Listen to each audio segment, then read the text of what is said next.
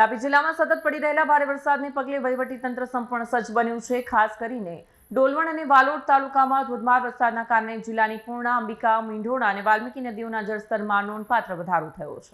નદીઓમાં સતત વધી રહેલા જળસ્તરને ધ્યાનમાં રાખીને તંત્ર દ્વારા સાવચેતીના પગલાં લેવામાં આવ્યા છે। વાલોડ તાલુકાની વાલ્મીકી નદીના કિનારે વસવાટ કરતા અંદાજે 200 જેટલા લોકોને સલામત સ્થળે સ્થળાંતર કરાવવામાં આવ્યા છે। વાલોડના મામલતદાર, તાલુકા વિકાસ અધિકારી તેમજ વાલોડ પોલીસ ઇન્સ્પેક્ટરની દેખરેખ હેઠળ સ્થળાંતરની કામગીરી હાથ ધરવામાં આવી હતી। સ્થાનિક લોકોને સુરક્ષિત સ્થળે પહોંચાડવાની સાથે તંત્ર દ્વારા નદી કિનારાના વિસ્તારોમાં સતત નજર રાખવામાં આવી રહી છે।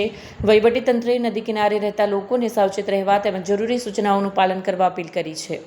હું મામલતદાર વાલોડ યોગેશ પટેલ અને મારા તાલુકાના પીઆઈ શ્રી અને ટીડીઓ શ્રી અને એમના સહકર્મચારીઓ મારી કચેરીના સ્ટાફ સાથે આજ રોજ ભારે વરસાદને કારણે વરસાદ વધુ અને વાલ્મીકી નદી કિનારે વસેલા લોકોને આજની પરિસ્થિતિમાં વધારે વરસાદથી પાણી નદીમાં આવે અને પૂરની પરિસ્થિતિ સર્જાય તે માટે અવેરનેસના પગલાં ભરવા અને જ્યારે પાણી વધી જાય તે પહેલાં એમના ઘરોમાંથી કિંમતી માલ સામાન, એમના ઘરવખરી, એમના બાળકો અને પશુઓ અને સ્થળાંતર કરી અને સામેના કોમ્પ્લેક્સમાં જ્યાં આપણે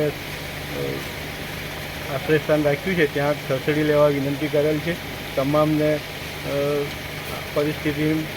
પરિસ્થિતિની જાણ કરેલ છે અને ખોટી અફવાઓમાં આવીને ખોટા મીડિયા અને રીલ્સના માધ્યમથી ખોટી અફવાઓમાં ભરમાય નહીં અને કોઈપણ પ્રકારની સંકટની પરિસ્થિતિ આવે, પાણી ભરાવાની પરિસ્થિતિ ઊભી થાય તો તાલુકા વહીવટી તંત્ર એટલે કે અમારા ડિઝાસ્ટરમાં 24 કલાક કંટ્રોલ રૂમ ચાલુ છે। એનો હેલ્પલાઇન નંબર છે 02425220021 અને આ પોલીસ ખાતાની 112 નંબર પર તમે કોન્ટેક્ટ કરી શકો છો। અમારું તંત્ર 24 કલાક તમારી સાથે પડખે ઊભેલું છે અને કોઈપણ પરિસ્થિતિ પહોંચી વળવા માટે અમે સજ્જ છીએ।